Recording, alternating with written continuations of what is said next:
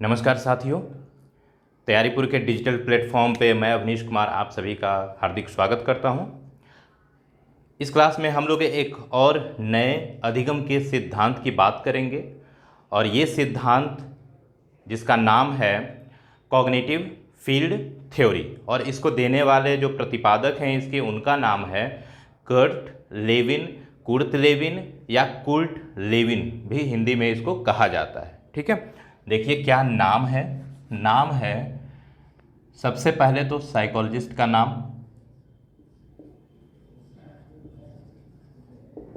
Lewin. इसको हिंदी में थोड़ा सा आपको देखना होगा, कुर्ट लेविन भी लिखते हैं, कुर्ट लेविन या कर्ट लेविन। देखिए थोड़ा सा हिंदी में दिक्कत हो जाती है नाम को लेकर के। ठीक है, तो ये आपको ध्यान रखना है, ये इनके नाम हो सकते हैं। लेविन आपको याद रखना है, वो सेम है।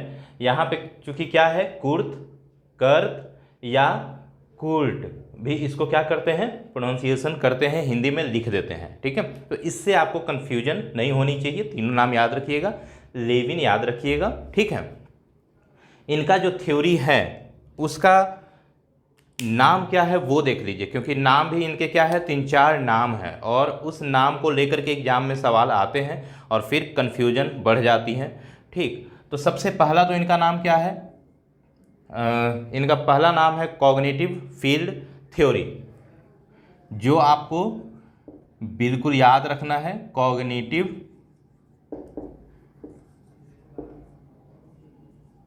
फील्ड थ्योरी, इसका क्या हो जाएगा हिंदी में नाम, संज्ञानात्मक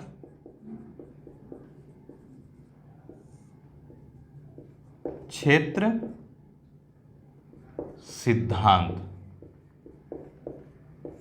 ठीक है, एक ये नाम हो गया। दूसरा नाम इनका हो गया जिसको बोलते हैं टोपोग्राफी थ्योरी या टोपोग्राफिकल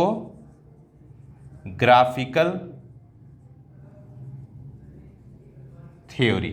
ठीक है, उसके बाद इनका नाम अगर देखें तो इनका नाम क्या हो जाता है, जिसको बोलते हैं vector psychology theory. Vector psychology theory. ठीक है, टोपोग्राफी मतलब होता है तलरूप सिद्धांत। ठीक है, तलरूप सिद्धांत। वेक्टर का मतलब होता है कर्षण मनोवैज्ञानिक मनोविज्ञान सिद्धांत। ठीक है, तो ये आप देखेंगे वेक्टर, वेक्टर मतलब होता है आपका ये एक क्या है, वेक्टर एक कह सकते हैं कि कर्षण बल होता है। ठीक है, जो कहीं ना कहीं मोटिवेशन से रिलेटेड हैं, जो क्या होते हैं, पॉजिटिव होते हैं, आइदर निगेटिव होते हैं। ठीक है, तो ये बातें हम लोग थ्योरी में करेंगे। इन्होंने इसी के आधार पे क्या किया है, अपना नाम दिया है, और ये कहीं ना कहीं क्या थे, ये साइंस के कुछ टर्म्स, मैथ के कुछ टर्म्स आपको यहाँ देखने को मिलते होंगे। ये जो बेस है किस पे बेस है, तो ये ज्योमेट्री पे बेस, ज्योमेट्री से ये कॉन्सेप्ट लिया गया है टोपोग्राफी का। ये क्या कहाँ से लिया गया है, मैकेनिक्स से या फिजिक्स से, मैथ में भी आप ये देखते होंगे, मैकेनिक्स से ये लिया गया है। ठीक है, वैलेंस की बातें करते हैं, ये आगे देख लेते हैं।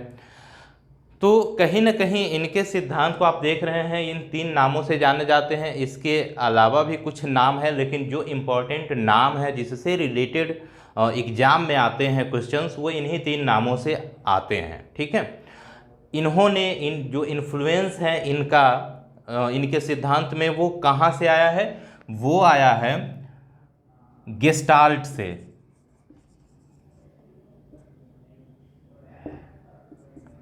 गेस्टाल्ट जो साइकोलॉजी संप्रदाय हैं वहाँ से ये इन्फ्लुएंस्ड थे, और ये बोलते हैं कि जो भी लर्निंग होती हैं वो क्या होती हैं, वो पार्ट में होती हैं और उन्हीं पार्ट से क्या होती हैं, आप एक पूर्ण की तरफ बढ़ते हैं, आप में पूर्णता आती है। ठीक है, आप होल में कन्वर्ट तभी होते हैं जब आप पार्ट बाय पार्ट चीज़ों को सीखते हैं। ठीक है, तो ये क्या थे, गेस्टाल्ट के ये कह सकते हैं कि मेन मोटिव थे और वहीं से ये क्या हुए हैं, इंस्पायर्ड हुए हैं।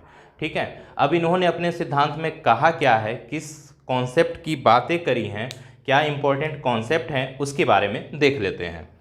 ठीक है, देखिए इससे जनरली क्वेश्चंस आते हैं कि इस संप्रत्यय का यूज किस साइकोलॉजिस्ट ने अपने थ्योरी में किया है, इससे रिलेटेड क्वेश्चंस इसमें आते हैं, या फिर डायरेक्ट नाम से भी पूछते हैं कि कॉग्निटिव फील्ड थ्योरी के जनक कौन है या किसने दिया है। ठीक है, या टोपोग्राफिकल थ्योरी किसकी है, इस तरह से क्वेश्चंस आते हैं। बहुत डीप में क्वेश्चंस इससे जितने भी टीचिंग एग्जाम है उसमें नहीं आते हैं। ठीक है, बट थ्योरी थोड़ा सा जानना जरूरी है। ठीक है, चलिए तो ये नाम हो गए, अब हम लोग थ्योरी की तरफ चलते हैं।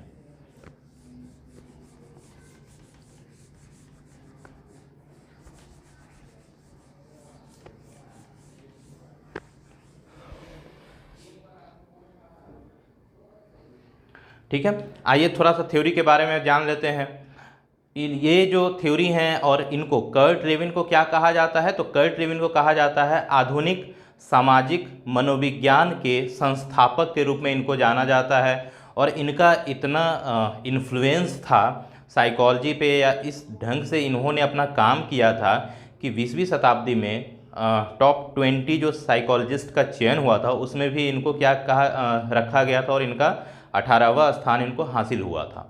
ठीक है, ये थोड़ा सा इनका बैकग्राउंड था। जर्मनी से थे लेकिन बाद में ये अमेरिका में शिफ्ट हो गए और वहीं पे अपना अध्ययन अध्यापन और इस तरह की थ्योरी पे काम किए थे। ठीक है, चलिए अब देखते हैं लेविन किस किस बारे में बात करते हैं।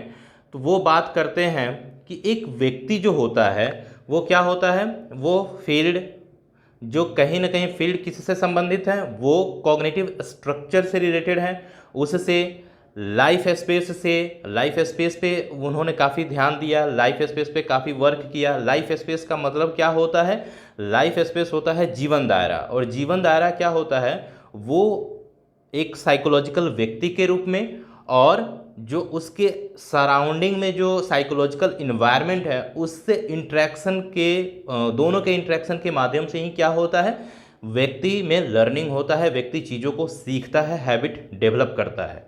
ठीक है, उसी के आधार पर व्यक्ति क्या करता है, अधिगम करता है, चीज़ों को आत्मसात करता है। ठीक है, ये बातें इन्होंने करी।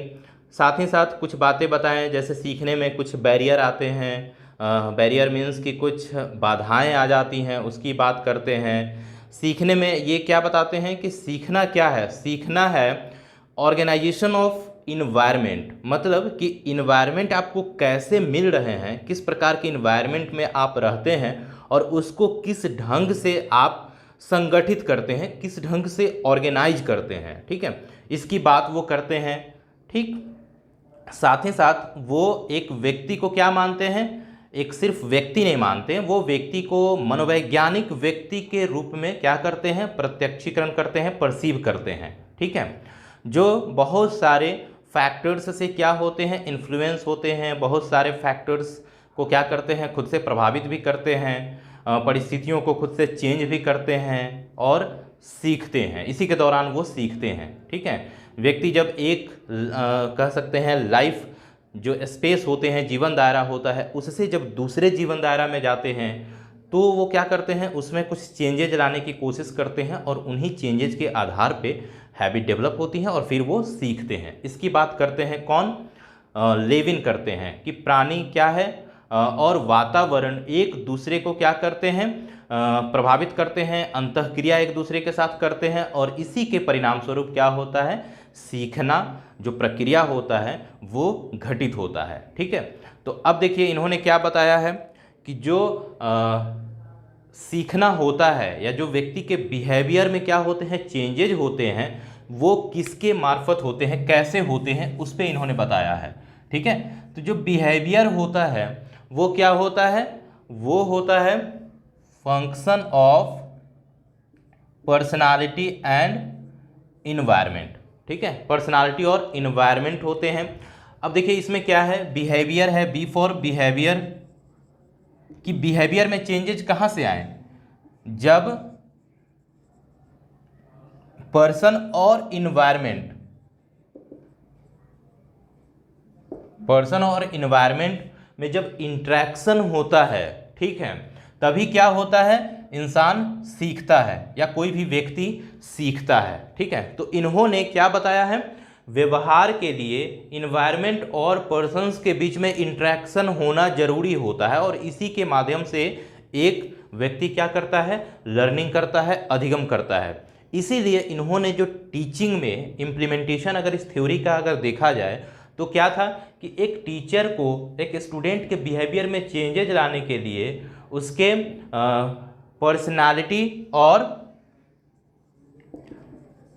उसके इन्वायरमेंट में क्या करना चाहिए, इंटरेक्शन कराने की कोशिश करनी चाहिए। मतलब कि व्यक्ति के अकॉर्डिंग ही क्या करना चाहिए, उसके लिए इन्वायरमेंट को क्रिएट करने की कोशिश करनी चाहिए। एक क्लासरूम का इन्वायरमेंट ऐसा हो जिसके साथ एक व्यक्ति क्या कर सके, इंटरेक्शन कर सके, अंतःक्रिया कर सके, और यह अंतःक्रिया तब होती हैं जब इन्वायरमेंट फेवरेबल हो, ठीक है। तो फिर क्या होगा, उसका जो बिहेवियर होगा वो बेहतर होगा, और बिहेवियर बेहतर होगा तभी क्या होगा, उसमें अधिगम भी बेहतर होगा, अधिगम हो पाएगा, ठीक है। तो ये फॉर्मूला किसने दिया था, ये फॉर्मूला कर्ट लेविन ने दिया था, ये याद रखना है, ठीक है। चलिए आगे देखते हैं। वो ऐसा मानते हैं कि व्यक्ति के वातावरण को अलग करके नहीं रखा जा सकता है, अलग करके सीखा नहीं जा सकता है, ठीक है। ये ध्यान रखना है इसके बारे में। अब चलिए थोड़ा सा इनके जो भी थ्योरी हैं में जो भी कॉन्सेप्ट दिए गए हैं उसकी बात कर लेते हैं, ठीक है, क्योंकि क्वेश्चंस जो कॉन्सेप्ट हैं उससे आते हैं, ठीक। चलिए पहला जो इन्होंने कॉन्सेप्ट बताया वो कॉन्सेप्ट क्या था, वो कॉन्सेप्ट था टोपोग्राफी, ठीक है। और टोपोग्राफी क्या होता है, तो टोपोग्राफी ज्योमेट्री से लिया गया है कि किस प्रकार एक फ्री स्पेस में आप विभिन्न प्रकार के स्ट्रक्चर्स और जो भी आकृतियां होते हैं उसको कैसे पहचानते हैं। उसी तरह से व्यक्ति भी क्या होता है, अपने लाइफ स्पेस में किस तरह से परसीव कर रहा है चीज़ों को, किस तरह से उसकी थिंकिंग हो रही है, किस तरह से वो उसको देखता है, और उसी के आधार पे क्या होता है, लर्निंग होती है, वो सीखता है, ठीक है। तो टोपोग्राफी आप समझ गए क्या हुआ, टोपोग्राफी। दूसरा जो इनका कॉन्सेप्ट था इनके सिद्धांत में वो क्या था, वो था लाइफ स्पेस का, जिसको बोलते हैं, इसको बोलते हैं तलरूप, ठीक है, तलरूप बोलते हैं। दूसरा लाइफ स्पेस, जिसको बोलते हैं जीवन दायरा, ठीक है। लाइफ स्पेस क्या होते हैं कि आपके आसपास किस तरह की सराउंडिंग है और आप उस सराउंडिंग में किस तरह से एक्टिविटी कर रहे हैं, बिहेव कर रहे हैं, किस तरह से आपके अपने पर्सनल एट्रीब्यूट और इन्वायरमेंट में जो भी फैक्टर्स हैं वो किस तरह से इंटरेक्ट कर रहे हैं, वो तमाम चीज़ें मिलकर के क्या बनाते हैं, वो बनाते हैं जीवन दायरा, लाइफ स्पेस। इसके भी दो पार्ट हैं, इसमें दो कह सकते हैं कि एस्पेक्ट्स होते हैं। पहला होता है साइकोलॉजिकल पर्सनालिटी, ठीक है, क्योंकि ये व्यक्ति को साइकोलॉजिकल व्यक्ति मानते हैं, इसीलिए ये साइकोलॉजिकल पर्सनालिटी की बात करते हैं। साइकोलॉजिकल पर्सनालिटी में क्या क्या आते हैं, उसमें आते हैं आपके जो भी एट्रीब्यूट्स हैं, ठीक है, जैसे आपके क्या इंटरेस्ट हैं, आपके एटीट्यूड क्या हैं, किस प्रकार के एटीट्यूड है आप में, आपकी इंटेलेक्चुअल एबिलिटी क्या है,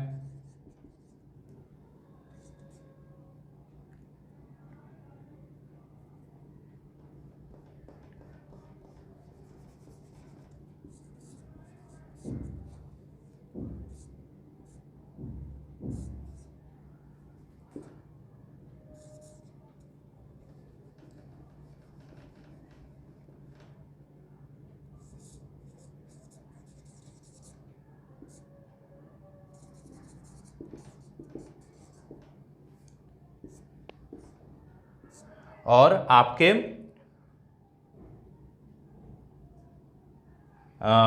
इंटरेस्ट, एप्टीट्यूड, इंटेलेक्चुअल एबिलिटी की बात करते हैं, साथ ही साथ आपकी क्या मोटिव है, मोटिवेशन का लेवल क्या है, रेडीनेस किस तरह के आप में है, वो क्या करते हैं, तमाम चीज़ें मिल करके क्या बनाते हैं, वो बनाते हैं आपके साइकोलॉजिकल पर्सनालिटी।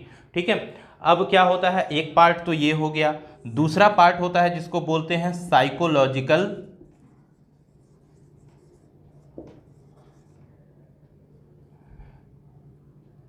इन्वायरमेंट, या फिर साइकोलॉजिकल इसको बोलते हैं सराउंडिंग्स।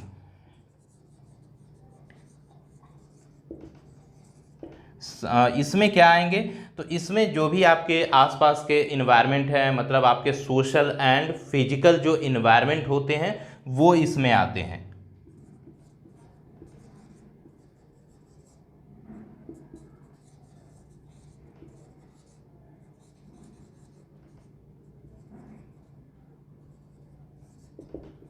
ठीक है, इन्वायरमेंट इसमें आ जाते हैं, मतलब सामाजिक और आपके जो भौतिक पर्यावरण होते हैं, वातावरण होते हैं, वो इसमें आते हैं। और इसी के इंट्रैक्शन, इन्हीं दोनों के इंट्रैक्शन से क्या होता है, आपका लाइफ स्पेस बनता है और आप चीज़ों को सीखते हैं। ठीक है, तो ये इन्होंने एक कॉन्सेप्ट बताया। अगला कॉन्सेप्ट देखते हैं इनके थ्योरी में क्या है। तो अगला कॉन्सेप्ट इन्होंने बताया है, जहाँ पे इन्होंने मोटिवेशन को शामिल किया है, मोटिवेशन के रोल को इम्पोर्टेंट माना है, वो क्या है, एक बल की बात करते हैं जिसको कहते हैं वेक्टर, मतलब कर्षण बल की बात करते हैं। वेक्टर क्या होता है, तो वेक्टर या तो पॉजिटिव हो सकता है या निगेटिव हो सकता है। पॉजिटिव में क्या होता है, जो आपको लक्ष्य की ओर बढ़ने के लिए क्या करता है, अग्रसर करता है, वो आपको पुश करता है। ठीक है, और एक होता है निगेटिव फोर्स, ये कर्षण बल जो कहीं ना कहीं क्या है, मोटिवेशन से रिलेटेड है। एक होता है पॉजिटिव और दूसरा होता है निगेटिव। ये क्या करता है आपको, ये आपको लक्ष्य की ओर ले जाने का प्रयास करता है।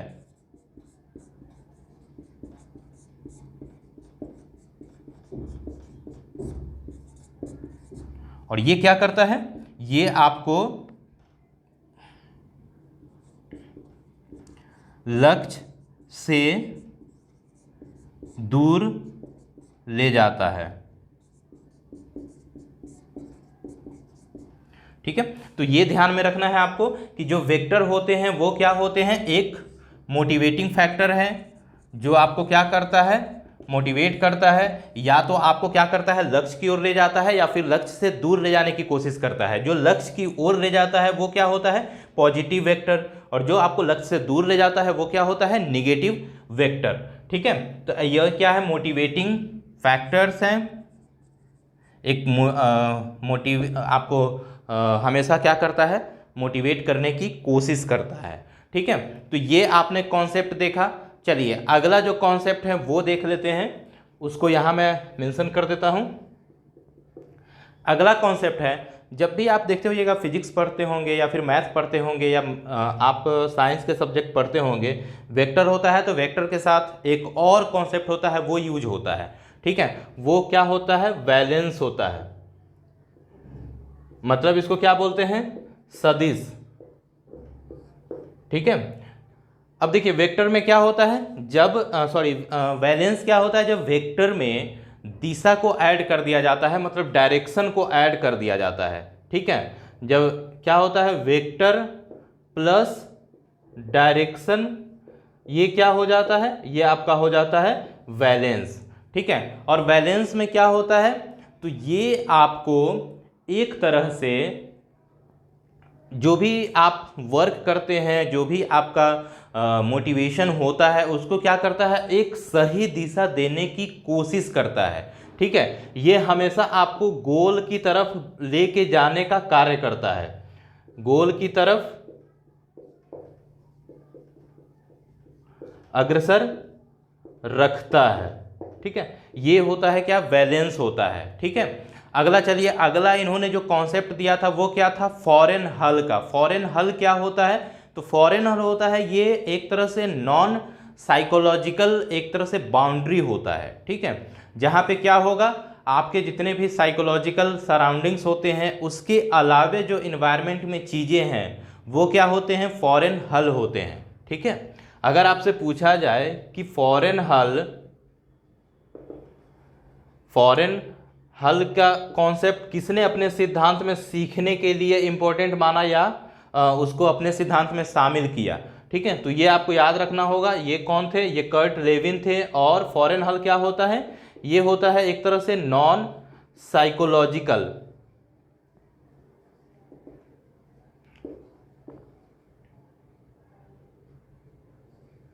बाउंड्री होता है। ठीक है, नॉन साइकोलॉजिकल बाउंड्री होता है। और उसमें क्या होते हैं, जो साइकोलॉजिकल आपके सराउंडिंग्स हैं उसके अलावे जो सराउंडिंग के फैक्टर्स हैं वो इसमें आ जाते हैं, इसमें समाहित होते हैं। उसके बाद क्या इन्होंने बताया लोकोमोशन। लोकोमोशन क्या होता है कि आप एक इन्वायरमेंट में हैं, एक लाइफ स्पेस में हैं और आप वहाँ पे चीज़ों को सीख लिए, और आप जब दूसरे इन्वायरमेंट में जाते हैं तो वहाँ भी क्या होता है, आपको कुछ चीज़ों को सीखना होता है, फिर से उसी प्रोसेस को फॉलो करना होता है कि आपने एक इन्वायरमेंट में रह करके कैसे सीखा। जैसे आप एक स्टूडेंट हैं, वो एक क्लास में रह पढ़ना शुरू किया तो वो क्या हुआ, उसका एक लाइफ स्पेस बना कि इस क्लास में स्टैंडर्ड 1 में उसने पढ़ा तो वो उसका क्या हो गया, एक साल का लाइफ स्पेस बना वो। ठीक है, लाइफ स्पेस को हम एक तरह से जीवन की एक अवधि के रूप में भी देखते हैं कि 1 साल का हो सकता है, 2 साल का हो सकता है। ठीक है, तो 1 साल उसने एक क्लास में पढ़ा, वो उसका क्या बन गया, लाइफ स्पेस बन गया। जैसे ही वो नेक्स्ट क्लास में अपग्रेड हुआ, स्टैंडर्ड 2 में गया, तो अब उसका लाइफ स्पेस क्या हो जा रहा है, अब वो हो जा रहा है स्टैंडर्ड 2। अब स्टैंडर्ड 2 में जब वो गया तो जो प्रोसेस हुआ वो क्या हो गया, लोकोमोशन प्रोसेस के थ्रू हो गया। और जब वो उस लाइफ स्पेस में जाएगा, स्टैंडर्ड 2 के लाइफ स्पेस में, तो वहाँ भी क्या होगा, सेम लर्निंग होगी, सेम प्रोसेस होंगे, उसके अपने साइकोलॉजिकल पर्सनालिटी होंगी, उसमें थोड़ी बहुत चेंज आएंगे। जो उसके इन्वायरमेंट होंगे क्लास 2 के, अब वहाँ के भी उनके क्या होंगे, साइकोलॉजिकल सराउंडिंग्स होंगे, उसमें कुछ चेंजेज होंगे। और फिर क्या होगा, दोनों का इंटरेक्शन होगा और फिर क्या होगा, उसका उस लाइफ स्पेस में लर्निंग शुरू हो जाएगा, वो सीखना शुरू करेगा। ठीक है, कि इस क्लास में आपको कैसे बिहेव करना है, कैसे रहना है, किस तरह से इंटरेक्ट करना है टीचर के साथ या अपने साथ के बच्चों के साथ। ठीक है, तो ये क्या हो गया, एक तरह से लोकोमोशन होता है जिसके माध्यम से आप प्रोमोट होते हैं एक, या आपका चेंज होता है, या आप मूव करते हैं एक लाइफ स्पेस से दूसरे लाइफ स्पेस में। ठीक है, तो इसको मिटाइए, यहाँ तक क्लियर हो चुका है। अगले कुछ कॉन्सेप्ट्स हैं उसको देख लेते हैं, उसको भी याद कर लेंगे। ठीक है, और साथ ही साथ इसीलिए मैं एग्जाम्पल क्लासरूम का देता हूँ ताकि आप इसको एजुकेशन में किस तरह से इम्प्लीमेंट होता है, ये किस तरह से होगा, आप एज अ टीचर बनेंगे, कैसे इस सिद्धांत को इम्प्लीमेंट करेंगे। इसलिए मैं क्लासरूम का जो भी एग्जाम्पल हैं वो आपके सामने प्रेजेंट करने की कोशिश करता हूँ। ठीक है, क्लास करने का अल्टीमेट गोल यही है कि आप टीचर बने, और आप टीचर बने तो किस ढंग से बच्चे को हैंडल करेंगे, कैसे बच्चे के बिहेवियर को समझेंगे। इसीलिए आपको ये तमाम जो भी थ्योरीज हैं लर्निंग की वो पढ़ाई जाती हैं। इसीलिए कोशिश हमारी ये होती है कि मैं आपको क्लासरूम सिचुएशन ही एग्जाम्पल के तौर पे प्रेजेंट करूं। ठीक है, देखिए अगला क्या हो, लोकोमोशन की बात कर रहे थे। लोकोमोशन में क्या होता है, मैंने आपको एग्जाम्पल के साथ बताया कि आप क्या करते हैं, वन लाइफ स्पेस से दूसरे लाइफ स्पेस में मूव करना, मतलब जाना। आप एक लाइफ स्पेस को छोड़ करके दूसरे लाइफ स्पेस में जा रहे हैं। ठीक है, और ये तमाम चीज़ें आप जब सीखते हैं, लाइफ स्पेस से दूसरे लाइफ स्पेस में जाते हैं, यहाँ पे क्या होता है, एक अलग कॉन्सेप्ट आता है जिसको बोलते हैं बैरियर, और वो फिर काम करना शुरू करता है। तो अगला जो कॉन्सेप्ट है इनमें क्या होता है, बैरियर का। बैरियर भी क्या करता है, आपको सीखने में क्या करता है, बाधा उत्पन्न करता है। और वो बाधा इस ढंग का होता है कि जो आपको कहीं ना कहीं सीखने में हेल्पफुल होता है वो सिखाता है। या ऐसा बाधा नहीं है, आप एक ऐसा नहीं है कि जो आपके काम को रोक दिया। ठीक है, ये बाधा इस वे में यहाँ पे यूज किया गया है कि ये बाधा भी आपको सीखने में हेल्पफुल होता है। जैसे आप एक ढंग से कोई काम कर रहे थे ठीक है, आपने किसी काम को किया और वो काम कंप्लीट नहीं हो पाया, कुछ बीच में ऑब्स्टेकल आ गए। अब आप क्या सीखते हैं कि इस ऑब्स्टेकल को कैसे हैंडल करना है, इस बैरियर को कैसे हैंडल करना है, क्या अल्टरनेटिव ऑप्शंस यूज करने हैं, ये क्या बताते हैं, यही ये बैरियर बताते हैं कि जब भी कोई अवरोध होता है आप क्या करते हैं, आप कुछ अल्टरनेटिव्स फाइंड आउट करने की कोशिश करते हैं, तरीके अलग अपनाते हैं और फिर क्या करते हैं, आप जो भी काम होते हैं उसको कंप्लीट करने की या लक्ष्य तक पहुंचने की कोशिश करते हैं, सफल होते हैं। ठीक है, तो बैरियर में भी क्या होते हैं, आपके पर्सनल बैरियर होते हैं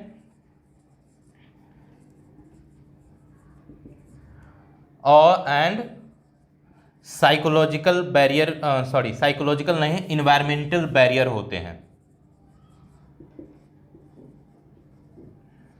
ठीक है, तो environmental barrier, psychological, personal barrier दोनों यहाँ पे काम आते हैं। ठीक है, काम दोनों बैरियर के रूप में आते हैं। जैसे आपका क्या एटीट्यूड है, अब एक तरह का एटीट्यूड आप हर काम के लिए अप्लाई करेंगे, ठीक, तो उससे क्या होगा, आपके काम कंप्लीट नहीं हो सकते हैं, वो क्या करेगा, ऑब्स्टेकल करेगा। ठीक है, तो एटीट्यूड में भी आपको चेंज करने की ज़रूरत पड़ती है। आपके जो मोटिव होते हैं वो भी बदलते हैं।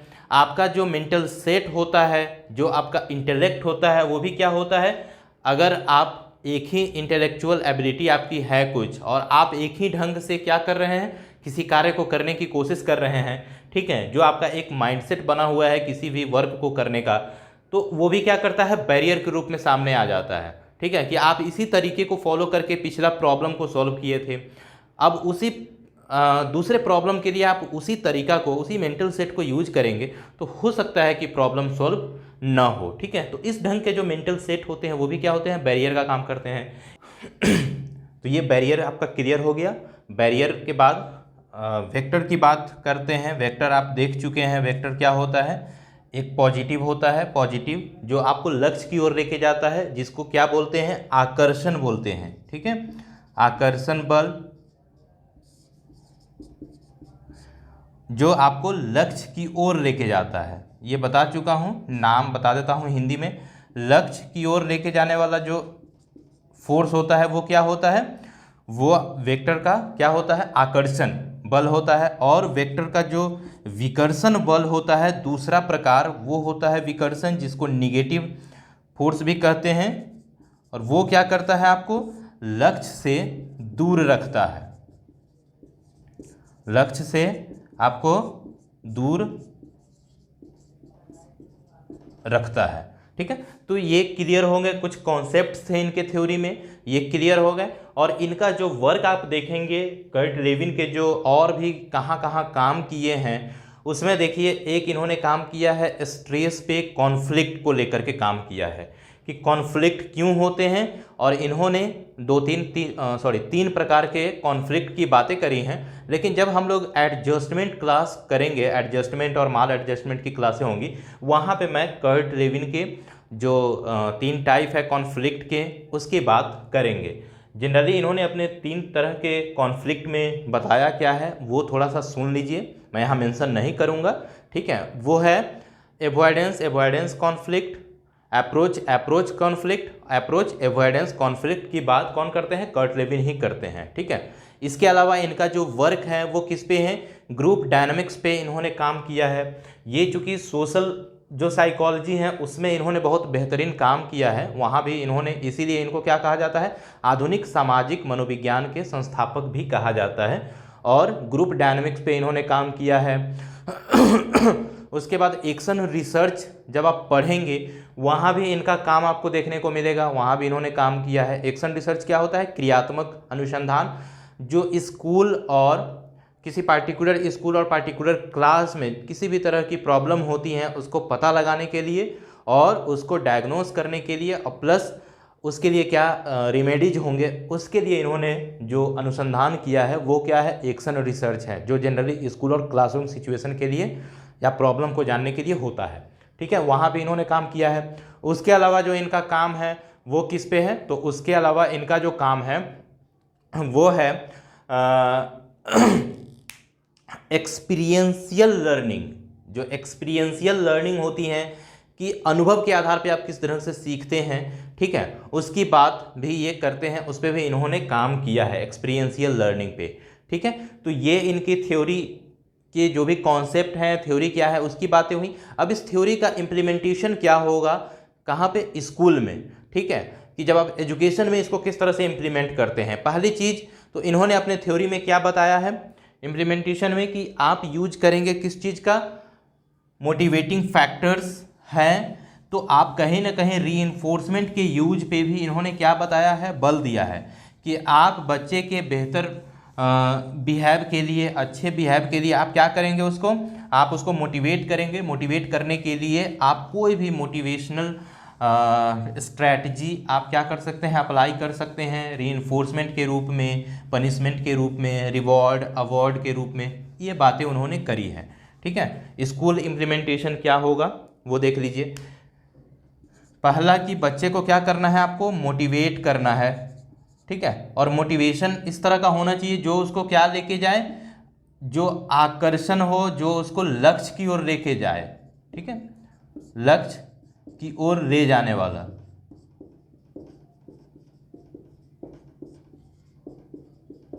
ऐसे बल का प्रयोग करेंगे, ठीक है। दूसरा क्या बताते हैं, दूसरा बताते हैं कि आप बच्चे में क्या करें, प्रॉब्लम सोल्विंग, मतलब समस्या समाधान की प्रवृत्ति को विकसित करने की कोशिश करेंगे, ठीक है। ये आपको ध्यान रखना है कि बच्चे में क्या करेंगे, आप प्रॉब्लम सॉल्विंग स्ट्रेटजी अप्लाई करिए और बच्चे को क्या करिए, आप इसके योग्य बनाइए, ठीक है। तीसरा क्या था इनका इम्प्लीमेंटेशन, तीसरा था कि आप कैसे बच्चे की हैबिट का फॉर्मेशन करेंगे, मतलब आदत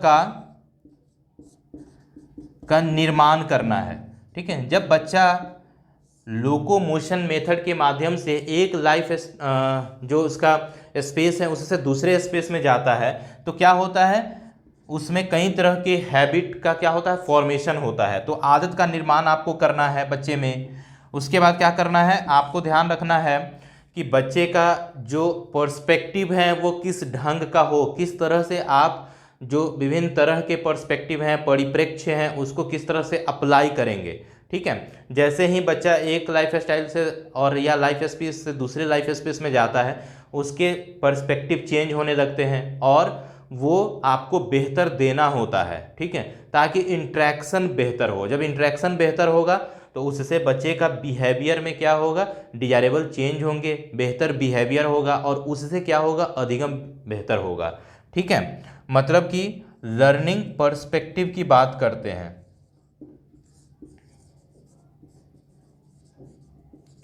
इसकी बात करते हैं, ठीक है। एजुकेशन में आपको ये सब इम्प्लीमेंट करने होते हैं, ठीक है। तो ये रहे किनके, कर्ट लेविन के सिद्धांत। कर्ट लेविन का क्या काम था वो आपने देखा, कर्ट लेविन ने क्या क्या नाम बताए वो देखा, बिहेवियर को चेंज करने के लिए क्या क्या चीज़ की ज़रूरत होती है, और ये जो उन्होंने फील्ड बताया कॉग्निटिव फील्ड, तो कॉग्निटिव फील्ड के अंतर्गत ही ये जितने भी एस्पेक्ट्स आपको देखने को मिल रहे हैं, कॉन्सेप्ट्स देखने को मिल रहे हैं, वो क्या करते हैं, एक अहम रोल प्ले करते हैं, जिससे क्या होता है, बच्चे का ये तमाम जितने भी कॉन्सेप्ट आपने देखा, इससे क्या होता है, किसका फॉर्मेशन होता है, डेवलपमेंट होता है।